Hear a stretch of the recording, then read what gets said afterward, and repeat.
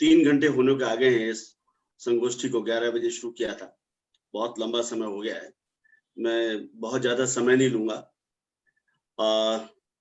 सबसे पहले तो मैं आभार प्रकट करता हूँ प्रोफेसर रमा जी, जो प्राचार्य हैं हंसराज कॉलेज की। एक चुंबकीय व्यक्तित्व है उनका, उनसे कई बार मिलने का अवसर मिला और हर बार बहुत कुछ सीखने का अवसर मिला। उन्होंने आज जो उद्बोधन दिया, जो संदेश दिया, वो अपने आप में एक संगोष्ठी का था और उसको बिल्कुल अलग से भी किया जाना चाहिए और आगे उसके विषय में भी हम लोग चर्चा करेंगे। और वो जो कुछ उन्होंने हम लोगों के साथ साझा किया वो बहुत महत्वपूर्ण जानकारियां थी, तो मैं उनको बधाई देता हूं। आज के बीच वक्तव्य जिन्होंने दिया मेरे मित्र डॉक्टर आशीष कंदवे साहब, जो कि संस्थापक हैं गगनांचल के, मैं पुनः उनको इस विशिष्ट संपादक जो गगनांचल के बने हैं उसके लिए बहुत बहुत आपको बधाई देता हूं, बहुत बहुत शुभकामनाएं देता हूं। और आपके नेतृत्व में पत्रिका पहले ही बहुत बड़े स्तर पर कार्य कर रही है और इससे पहले भी आप जुड़े थे, आप पूर्ण रूप से आप और जुड़ गए हैं और पत्रिका बहुत आगे तक जाएगी, ऐसी शुभकामनाएं। हमें आपसे बहुत उम्मीदें हैं, बहुत आशाएं हैं। आज मुझे डॉक्टर यशवंत सिंह तोमर जी का ओजस्वी वक्तव्य सुनने का अवसर मिला। निश्चित रूप से हम सब लोगों के अंदर एक नई ऊर्जा का संचार हुआ है। उनका भी अभिवादन करता हूँ। डॉक्टर अंजलि चिंतामणि जी, इनका जो अभी बहुत सारगर्भित वक्तव्य मुझे सुनने को मिला मॉरिशस और भारत दोनों के संदर्भ में, उसका भी मैं लाभान्वित हुआ हूँ। बहुत सारे जो शोधार्थी जुड़े हुए हैं और प्रतिभागी जुड़े हुए हैं, उन्होंने बहुत उसको समझा और बहुत ज्ञान प्राप्त किया होगा उससे। आदरणीय डॉक्टर राजेश कुमार शर्मा जी, जो कि प्रभारी है हिंदी विभाग हंसराज कॉलेज से, कुछ अवसरों पे उससे मुलाकात मेरी हुई है कॉलेज में समय निकाल के, जब मैं उनका समय लेके मैं उनसे मिला हूँ। मैं आपका भी बहुत आभार प्रकट करता हूँ। जो संयोजक है, सह संयोजक है मनीष जी, उनका महेंद्र प्रजापति जी, जिन्होंने मुझे संपर्क किया था इस संगोष्ठी के लिए, समन्वयक हैं वो। और इस बहुत महत्वपूर्ण व्यक्ति जो इस संगोष्ठी का संचालन कर रहे हैं, भाई डॉक्टर प्रभंश ओझा जी, आप सब लोगों का मैं बहुत बहुत अभिवादन करता हूँ और बहुत बहुत शुभकामनाएं देता हूँ। हंसराज कॉलेज अपने शैक्षणिक दायित्वों और कर्तव्यों का निर्वहन करते हुए जिस तरह से सामाजिक मुद्दों पर, जिस तरह से देश के अन्य मुद्दों के ऊपर लगातार पूर्ण सक्रियता के साथ जिस तरह के कार्यक्रम करता रहता है, वो सचमुच आप सब लोग, आपकी पूरी टीम, आदरणीय रमा जी, सब लोग बहुत बहुत बधाई के पात्र हैं।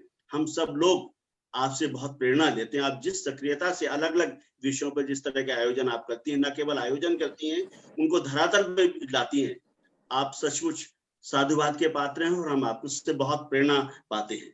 आपने इस महत्वपूर्ण संगोष्ठी, आपने अपने उद्बोधन में बताया था कि आप इससे पहले नई शिक्षा नीति के ऊपर 14 संगोष्ठियों का आयोजन आप कर चुकी है। तो किसी विषय को लेकर इतनी सारी संगोष्ठियां करना तो पूरी तरह से इस शिक्षा नीति को मत दिया गया है। मुझे याद आता कि 1 साल पहले जब नई शिक्षा नीति का प्रारूप आया था, उसके ऊपर सुझाव आमंत्रित किए जा रहे थे, तो हिंदुस्तानी भाषा अकादमी ने दिल्ली लाइब्रेरी में, दिल्ली पब्लिक लाइब्रेरी में सभागार में एक बहुत बड़ा आयोजन हमने किया था। आदरणीय रमा जी उसमें नहीं आ पाई थी पूर्ण कार्यक्रम की व्यस्तता की वजह से। उसमें आदरणीय राहुल देव जी थे, प्रोफेसर अवनीश कुमार जी थे, कुमुद शर्मा जी थे, वो बहुत अच्छे वक्ता थे उसके अंदर, जिसके अंदर हमने प्रारूप के ऊपर चर्चा की थी और हमने अलग अलग तरह से अलग अलग संस्थाओं के माध्यम से अपने सुझाव भेजे थे। ये शिक्षा नीति करीब 2.5 लाख सुझावों के बाद बनकर आई है। तो मैं ये कहना चाहता हूं कि ये शिक्षा नीति को कहीं ना कहीं और ज्यादा समझने की आवश्यकता है। आज की जो संगोष्ठी जो है वो इतनी विस्तृत है, उसको अलग अलग पक्ष में ले जाया गया। जैसे हमने हमारे आदरणीय तोमर साहब ने पूरे इतिहास के पक्षों को रखा, बहुत बड़ा सारगर्भित जो वक्तव्य आशीष कंदवे साहब का रहा, चिंतामणि जी का रहा, और पूरा वक्तव्य जो मैडम प्रोफेसर रमा जी ने जो दिया है वो अपने आप में एक अलग वक्तव्य। तो आज की ये संगोष्ठी बहुत ही विस्तृत संगोष्ठी रही है और मैं सिर्फ ये कहना चाहूंगा कि क्योंकि बहुत सारी चर्चाएं होगी, मुझे लगता है कि ऐसा कोई बिंदु इस अंदर छूटा नहीं है। किसी भी नीति के अंदर बहुत सारे बिंदु सहमति और असहमति के हो सकते हैं। बहुत ज्यादा सहमति के बीच में कुछ असहमतियां भी छिपी होती है, कुछ असहमतियों के बीच में कुछ सहमति भी छुपी होती है। बहुत सारी, अगर इसको और चर्चा करेंगे तो बहुत बहुत सारी चीजें इस पर से निकल के आ पाएंगी। जहां तक मेरा क्षेत्र है, जिस क्षेत्र की बात हो रही है, मैं विद्यालय स्तर पे कार्य करने वाला व्यक्ति हूँ, जमीनी स्तर पे कार्य करने वाला व्यक्ति हूँ। जैसे डॉक्टर कंदवे जी ने कहा था, प्राथमिक स्तर के बच्चों के लिए, माध्यमिक स्तर के बच्चों के साथ भाषा की क्या व्यवस्था होनी चाहिए, उसको मैं देख रहा हूँ।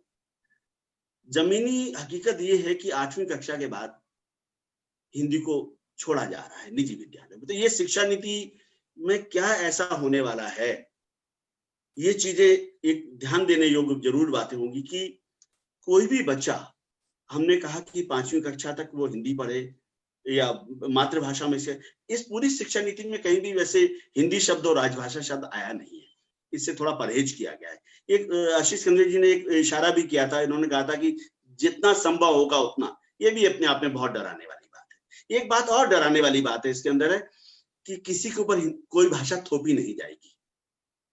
ये 3 चीजें मुझे बहुत विचलित कर रही है। 3 चीजें, आज से 1 वर्ष पूर्व जब विज्ञान भवन के अंदर हिंदी दिवस समारोह था, तो हमारे गृह मंत्री महोदय जी ने उसमें कहा था कि एक राष्ट्र एक भाषा का शंखनाद किया था उन्होंने, और बहुत जोर शोर से कहा था, और हम सब लोग बहुत उत्साह में आए थे कि एक देश एक भाषा, देश में हिंदी संपर्क भाषा के रूप में होनी चाहिए, एक भाषा देश को मिलनी चाहिए, और हमें लग रहा था कि देश को बहुत जल्दी राष्ट्रभाषा मिलने वाली है। मुझे वो भी याद आ रहा कि जब 11वां विश्व हिंदी सम्मेलन मॉरिशस में हुआ, उसके मंच पर उस समय की विदेश मंत्री आदरणीय सुषमा स्वराज जी उस समय थी, उन्होंने इस मंच से बोला था, मैं पंडाल में था, उन्होंने कहा था उनकी चिंताएं बड़ी, वो कहते थे कि हम यूएनओ में हिंदी को राष्ट्ररंग की भाषा बनाएंगे, और उन्होंने बहुत गंभीरता के साथ इसको रखा था, और हमें लग रहा था कि अब हिंदी के बहुत अच्छे दिन लौटने वाले हैं। लेकिन किसी भाषा को हमें अब आगे ले जाने के लिए ये जरूरी है कि हम शिक्षा के साथ जोड़ें। शिक्षा से हम कैसे जोड़ पाएंगे, वो हम विद्यालय स्तर पे जाएंगे। लगेगा कि हम बहुत बड़े आयोजन करें, सब चीजें तो आयोजन कर लें, लेकिन 8वीं कक्षा के बाद अगर हिंदी छूट जाएगी, कंदवे साहब, मैं ऐसे विद्यालय, क्योंकि यहाँ हम 2 तरह के भारत में जी रहे हैं, एक इंडिया है, एक भारत है। इंडिया आगे बढ़ रहा है, भारत पिछड़ रहा है।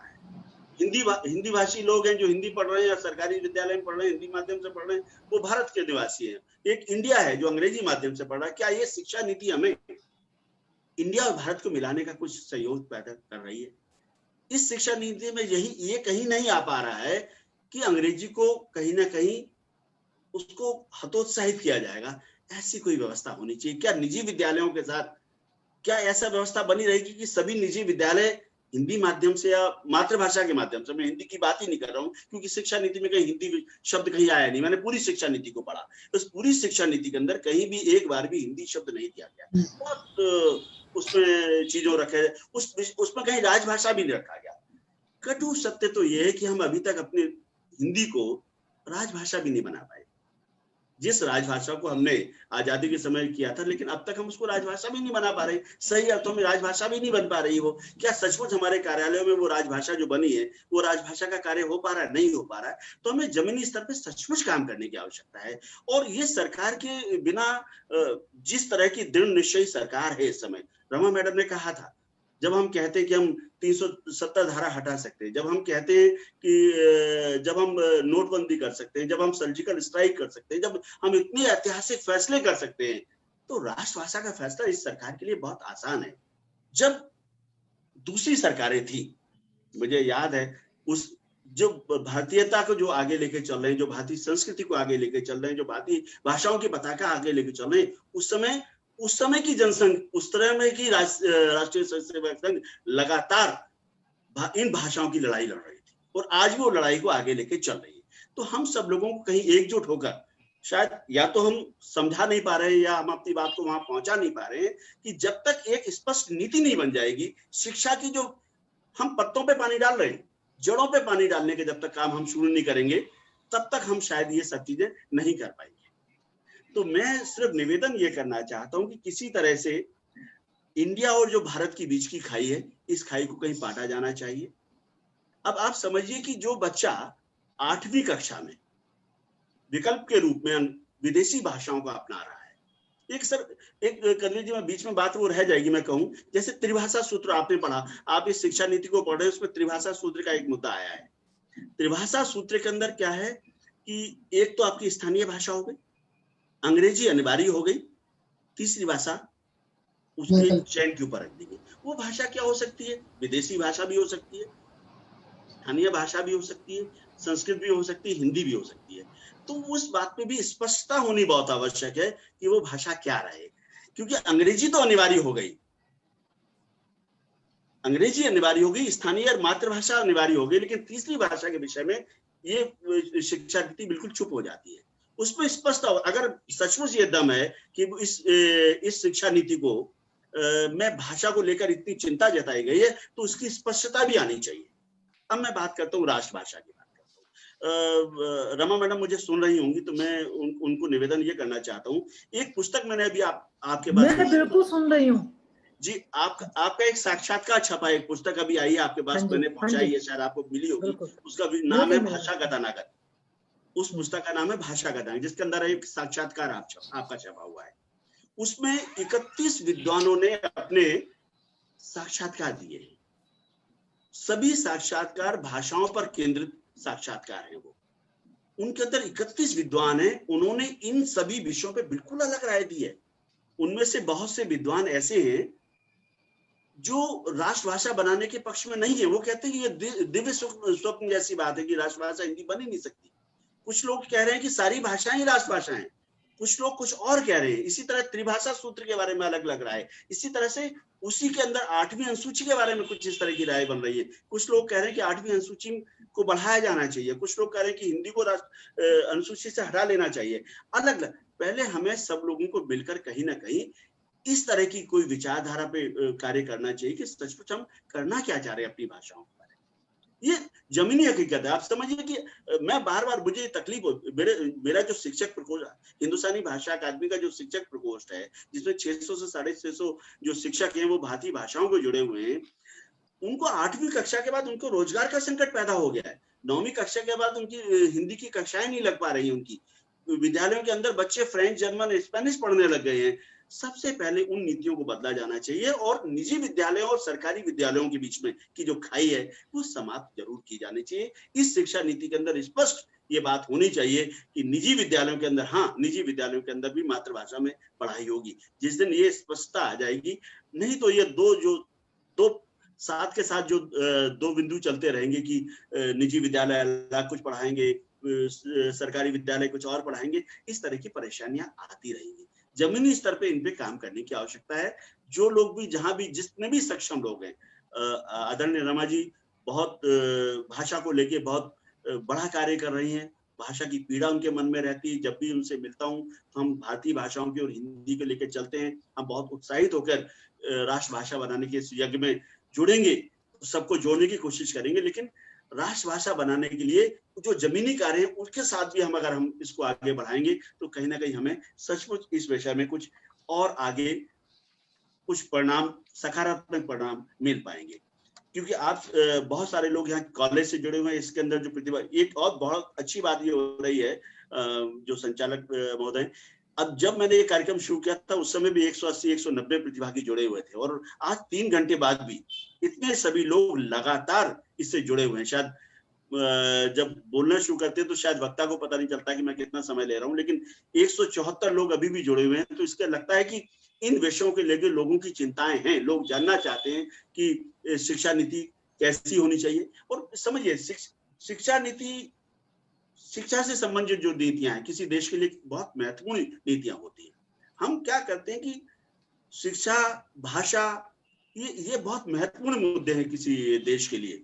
जिस तरह आप जो सामान्य जो शिक्षा नीति है किसी देश के लिए, किसी देश के अंदर कोई गरीबी है, बेरोजगारी है, भूखमरी है, बुराइयां हैं, हम क्या करते हैं कि राशन दे दिया, हमने बिजली दे दी, हमने पानी मुफ्त दे दिया, हमने उनका जो यातायात का साधन दे दिए। अगर हम किसी को शिक्षित देंगे तो शायद इन सब चीजों की आवश्यकता नहीं पड़ेगी। इसी तरह से अगर हम भाषा से भी लोगों को जोड़ देंगे, लोगों के मन में ये पैदा कर देंगे कि आपको इस भाषा को पढ़ने के बाद आपको रोजगार मिलेगा। जब भाषा रोजगार से जुड़ जाएगी, जब भाषा पेट की भाषा बन जाएगी, तो हमें लगता है कि भाषा आगे बढ़ जाएगी। सरकारी मैडम ने बिल्कुल सच कहा है कि भाषा को आगे बढ़ाने के लिए जरूरी नहीं कि सरकारी संरक्षण हो। ये इस बात का बिल्कुल सबूत इस बात का है कि 8वीं अनुसूची के अंदर जो भाषाएं हैं, क्या सभी भाषाएं संरक्षण की श्रेणी में नहीं है? संताली भाषा और भाषाएं, कश्मीरी भाषाएं, बिल्कुल उनके ऊपर संकट के बादल लहरा रहे हैं। कल आप भोजपुरी को, कल आप और अवधी को, बुंदेलखंडी को, राजस्थानी को, हरियाणवी को, इन सभी भाषाओं को लाके खड़ा कर दिया 8वीं अनुसूची में। क्या इससे क्या ये भाषाएं संरक्षित हो जाएंगी? अगर 8वीं अनुसूची में सम्मिलित होने से ही इस बात की गारंटी होती कि वो भाषा बच जाएगी, तो फिर कश्मीरी के ऊपर ये संकट क्यों होता, संथाली के ऊपर ये संकट क्यों होता? तो हम सब लोगों का ये साझा कर्तव्य बनता है, जो लोग जिम्मेदार व्यक्ति यहाँ बैठे हैं, हम सब लोग मिलकर जमीनी स्तर पर इसको कार्य को आगे बढ़ाएं।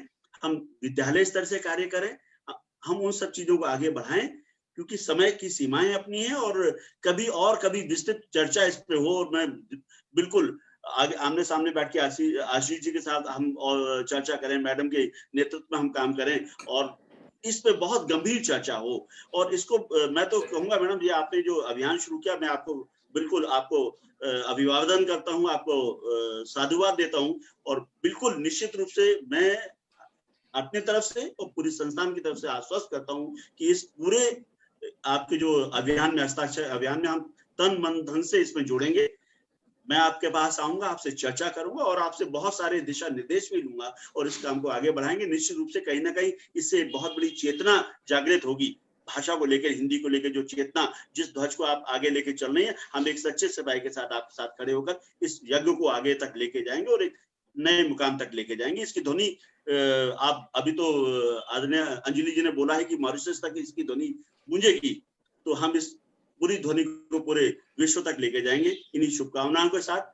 और बहुत बहुत आभार आपका, बहुत बहुत मैं हंसराज कॉलेज की पूरी टीम को, आपके नेतृत्व में जो बेहतरीन काम यहाँ हंसराज कॉलेज कर रहा है विभिन्न आयोजनों के माध्यम से, आपको पुनः साधुवाद देता हूँ, आभार प्रकट करता हूँ। आपने इस परिचर्चा में मुझे सम्मिलित करके मुझे अपनी बात रखने का अवसर दिया। बहुत बहुत आभार मैडम, बहुत बहुत